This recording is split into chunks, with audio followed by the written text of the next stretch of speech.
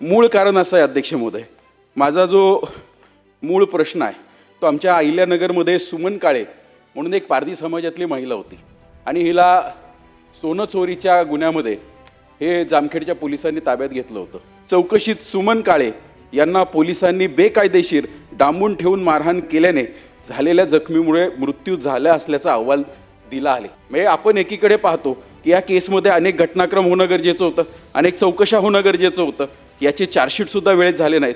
उपाध्यक्षांनी म्हणलेलं आहे की सुमन काळे ही समाजसुधारक होती आणि एकेकाळी ही पोलिसांची खबरीसुद्धा होती।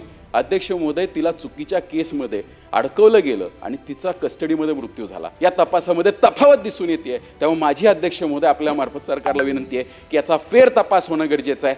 आमची विनंती एक आहे की हे केस एक लँडमार्क जजमेंट होऊ शकते, याच्यामुळे आमच्या पारधी समाजाला कुठेतरी न्याय अध्यक्ष महोदय मिळू शकतो। तेव्हा माझी आपल्या मार्फत सरकारला विनंती आहे की याचा फेर तपास SIT मार्फत व्हावा। अध्यक्ष महोदय, सन्मान्य सदस्य विक्रमजी पाचपुते यांनी उपस्थित केलेली लक्षवेधी अतिशय गंभीर आहे। सखोल चौकशी त्या ठिकाणी CIDच्या वतीनं करण्यात आली आणि संपूर्ण गुन्हेगारांना एकूण 6 जणांना अटक देखील करण्यात आलेली आहे।